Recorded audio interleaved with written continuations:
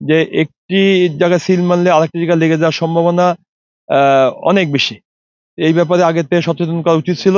মহান আত্মত্যাগের বিনিময়ে আজকে আমরা এই ভোট ফিরে পেয়েছি এবং আমাদের জনগণ অত্যন্ত আশা নিয়ে ভোট দিতে আসছে। আমি আশাবাদী, কিন্তু গতকাল রাতের থেকে যে টাইপের নিউজ আমরা দেখতে পাচ্ছি আপনাদের মিডিয়ার মাধ্যমে, তা খুবই সতর্কতা দেখতে পাচ্ছি যে ভোট সেন্টারে অবৈধভাবে প্রিজাইডিং অফিসাররা সিগনেচার আগের থেকে নিয়ে ফেলছেন।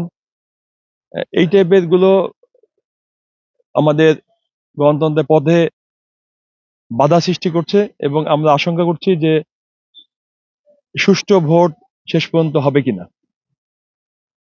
তবু আমরা চাবো যে সবাই সচেতন থাকবেন, সজাগ থাকবেন, কোনোভাবেই যেন কেউ এই সুন্দর পরিবেশকে নষ্ট করতে না পারে।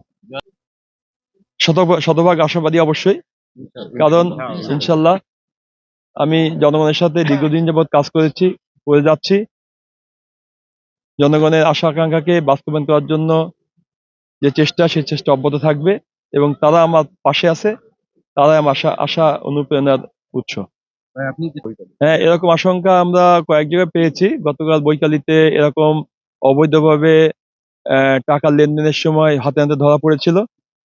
মিডিয়া কর্মীরা সেখানে উপস্থিত ছিলেন। কি কারণে তাদেরকে ছেড়ে দেওয়া হয়েছে আমি ঠিক জানি না।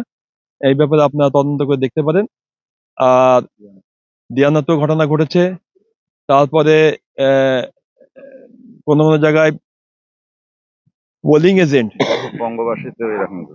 বঙ্গবাসীতে ঘটেছে। পোলিং এজেন্ট একটি দলের না পদধারী নেতাকে পোলিং এজেন্ট নিয়োগ করা হয়েছে, এরকমও আমরা দেখতে পেয়েছি। পরে তাকে উইথড্র করা হয়েছে।